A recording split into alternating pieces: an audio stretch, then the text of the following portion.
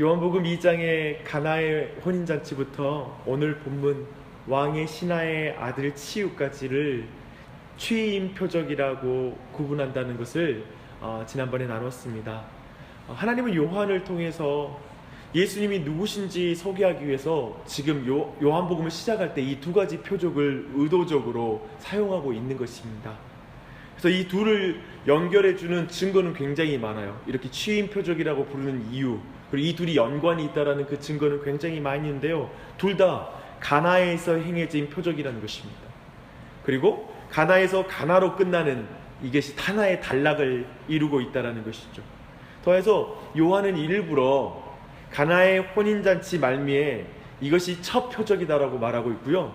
그리고 왕의 신하의 아들의 치유 이야기 말미에도 이것이 두 번째 표적이다라고 말하면서 이렇게 이 두 가지 표적을 순서대로 말하면서 이렇게 의도적으로 이걸 연결시키고 있다는 것, 그리고 그 안에서 분명하게 강조하고 싶은 것이 있다는 걸 우리가 알 수 있습니다.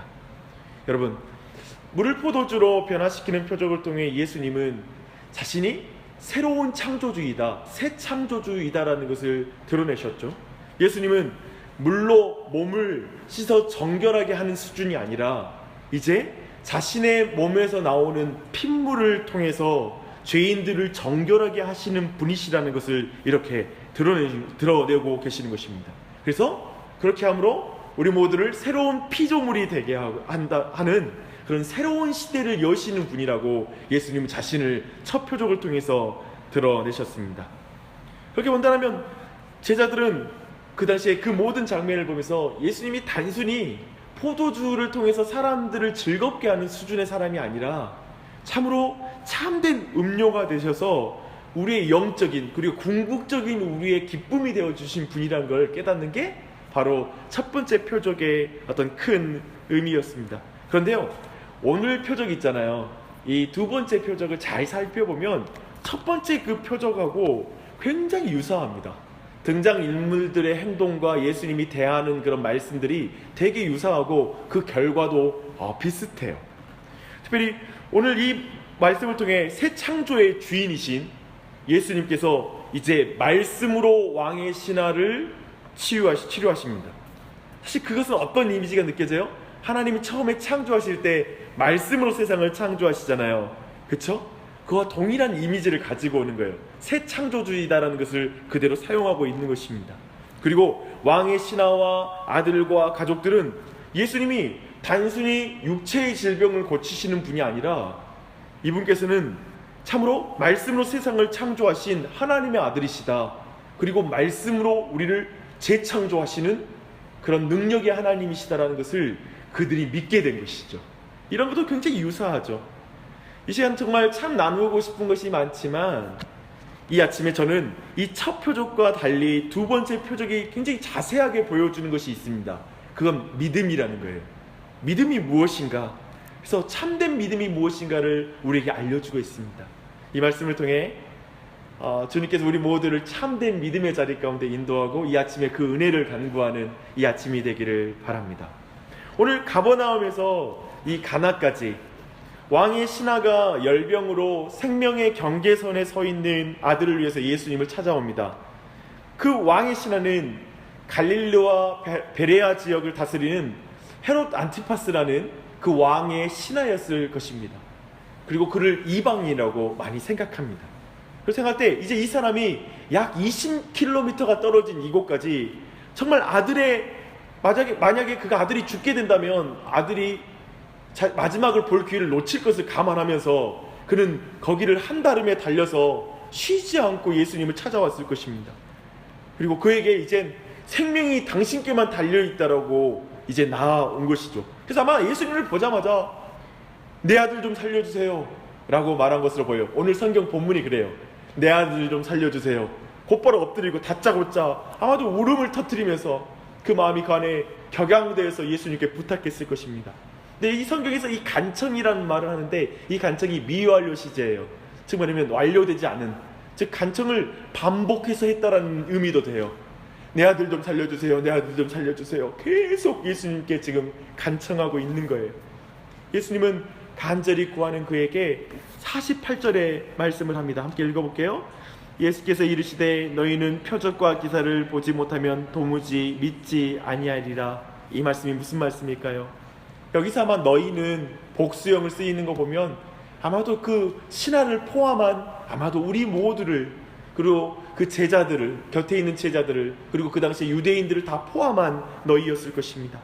네, 사람들은 아마도 모두가 그저 현실적인 문제를 해결하는 기적을 보여주는 자로 예수님을 기대하고 다가오는 것에 대한 예수님의 안타까운 마음을 이렇게 표현한 것으로 보입니다. 잘 생각해 보십시오. 우리는 어때요? 오늘 아침에 기도하러 오셨죠? 우리는 기도를 통해서, 그리고 기독교 신앙을 통해서 많은 사람들이 오늘날 기대하는 건 그저 내 문제 해결해 주는 예수님이면 돼요. 내 삶 편하게 해주는 분이면 돼요. 우리 가족 안녕하게 인도해 주기만 하면 되는 예수님을 기대하고 아침에 기도하러 오고 철야 기도도 하고 수없이 많은 종교 활동을 할 수 있어요. 그러면서 예수님께 간청할 수도 있어요. 예수님, 내 자식 살려주세요. 우리 아들 잘 되게 해주세요. 그런 말을 수없게 간청할 수 있어요. 근데 이 49절을 보니까 이 신하의 관심은 오직 한 가지예요. 주여, 내 아이가 죽기 전에 내려오소서. 방금 그 말씀을 듣고 나서도 그래도 필요 없어요. 주여, 내 아들을, 정말 내 아이가 죽기 전에 내려오십시오라고, 그는 완전히 자신이 당한 문제에 집중되어 있어요.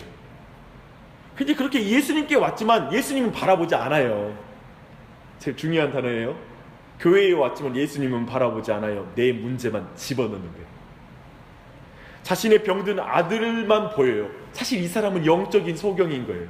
이 순간까지도. 그러나 그에게 예수님이 빛이 되는 말씀을 하십니다. 가라, 내 아들이 살아있다. 무슨 말이에요? 예수님이 빨리 서둘러 20km가 되는 가버나움에 빨리 도착하는 것만이 아들이 살아날 수 있다라고 이 사람은, 신하는 생각하고 있어요. 그것만이 아들을 살리는 길이다. 또 시간도 서둘러야 된다라는 그 생각에 가득 찬 사람에게 예수님이 이 말씀을 통해 신하의 시선을 예수님께 돌리는 거예요. 여러분 어떻겠어요? 이 말을 듣고 나서 갑자기 이 신하의 모든 시선은 예수님께 향했을 거예요. 도대체 이분이 무슨 말을 하는 거지? 오직 자기 문제는 자기 방식대로만 풀릴 거라고 생각했는데 이분은 가라, 내 아들이 살아있다 라고 말하고 있는 거예요. 성경은 구체적으로 설명하지 않아요. 곧바로 예수님의 말씀을 믿었다라고 이 성경은 표현하고 있고, 예수님의 말씀대로 아이가 고쳐질 걸 믿고 그 말씀을 믿고 그냥 가버려요. 그냥 바로 이어져요. 그 사이에 쉬는 텀도 없어요. 예수님 말씀하시니까 그가 믿고 돌아갑니다. 예수님의 말씀에 그가 예수께서 하신 말씀을 믿고 가더라 라는 말씀만 이어질 뿐입니다. 그리고 돌아가는 길에 신하는 아들이 좋아졌다라는, 완쾌되었다라는 소식을 듣게 됩니다. 그리고 그는 이 모든 과정을 아는 자잖아요. 이 모든 과정을 아는 자로서 예수님이 누구신지를 분명하게 알게 된 거예요. 예수님은 말씀으로 온 세상을 통치하는 분이시구나. 이 예수님은 그의 말씀으로 모든 질병을 고칠 수 있는 분이시구나 라고 이제 믿게 된 거죠. 그리고 자신의 영적인 눈을 열어주신 분이시구나라는 것을 그가 깨달았을 것입니다. 그리고 나선 그 가정 모두가 예수님을 바르게 고백하는 참 믿음의 가문으로 거듭납니다. 새로워집니다. 이 이야기, 취임 표적의 두 번째 표적의 이야기입니다. 사랑하는 여러분, 이제 이 이야기에서 한 발짝 뒤로 물러나서 한번 2장부터 4장까지 한번 제 이야기를 들으시면서 한번 정리해 볼까요? 제자들은 표적을 믿고 믿음을 갖죠. 이제 그걸 다 보고 나서, 즉 물이 포도주로 변하는 걸 보고 제자들은 그제야 믿어요. 이 또한 은혜이죠.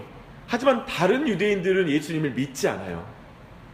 그리고 유대인의 선생 니고데모조차도 결국에 정말 믿음에 이르기는 하지만 그는 얼마나 영적으로 무지한 사람인지 그 대화 속에서 그 똑똑한 유대인의 지도자도 얼마나 어리석은지가 드러날 뿐이에요. 근데 하지만 유대인들이 무시했던 저 사마리아의 사람들, 그리고 심지어는 그 사마리아 사람들이 무시했던 사마리아 여인이 예수님을 알아보고 믿게 돼요. 그리고 심지어는 그 마을 전체가 예수님께 믿음으로 돌아와요. 이건 놀라운 대조이죠. 그리고 나서 예수님께서 고향으로 돌아가요. 고향에 돌아갔는데 그 갈릴리 사람들을 환영한 것처럼 보이지만 사실은 그들은 거짓 믿음 가운데 환영한 거였어요. 그들도 믿지 않는 거예요. 그러나 다시 가나에서 이 이방인은 제자들을 포함한 모든 사람들과 다른 차원의 믿음을 드러내요. 제자들은 표적을 보고 믿었죠. 하지만 이 사람은 표적이 아닌 말씀을 믿는 믿음을 갖는 거예요. 이건 다른 차원의 믿음을 말하고 있는 거예요. 이 믿음은 신화의 공로인가요? 오늘 이야기를 보면 신화의 공로가 아니라 신화는 전혀 도리어 영적으로 무지한 자였지만 이 믿음은 예수님께서 선물로 주신 믿음이라는 것이 또한 우리가 이해가 될 것입니다. 사랑하는 여러분, 이 시간 이 아침에 우리 모두가 받아야 될 참된 복은 참된 믿음입니다. 믿으십니까? 말씀을 믿는 믿음, 이것이 이 아침에 우리가 기도하고 간구해야 될 기도 제목일 것입니다. 여러분, 이 아침에 우리 모두의 마음은 눈이 어두운 상태로 이 자리에 왔는지 모릅니다. 내가 가진 문제, 빨리 풀어야 될 상황, 질병들, 미래에 대한 불안한 마음, 그것들에 눈이 멀어서 이 아침에 여기 왔는데 예수님은 보이지 않고 그냥 그 문제만 보이면서 기도할 수 있어요. 그리고 간청할 수도 있어요. 이것 좀 해결해 주세요.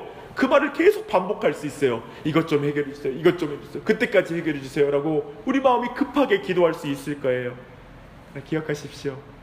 그런 신화를, 그런 우리를 예수님이 긍휼히 여기십니다.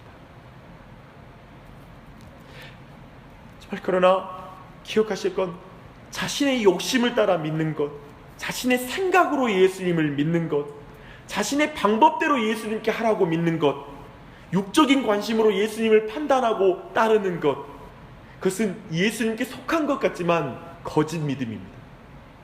그러나 성경이 말하는 참된 믿음은 하나님의 말씀을 믿는 믿음, 말씀에 순종하는 믿음, 자기 생각이 있지만 예수님의 뜻을 믿는 믿음, 그분의 시간과 그분의 방법을 믿는 믿음, 그것이 성경이 말하는 참된 믿음입니다. 사랑하는 여러분, 이 아침에 이 믿음을 구하십시오.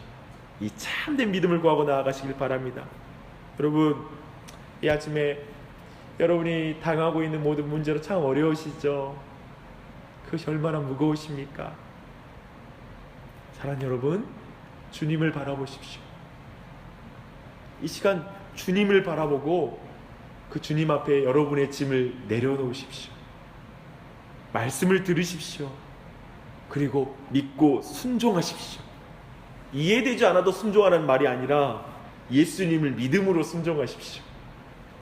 그 참된 믿음이 나와 가정, 교회의 넘침으로 기쁨이 넘치도록 기도하십시다. 온 가족이 주 예수를 믿는 가정이 되기를 간절히 기도합니다.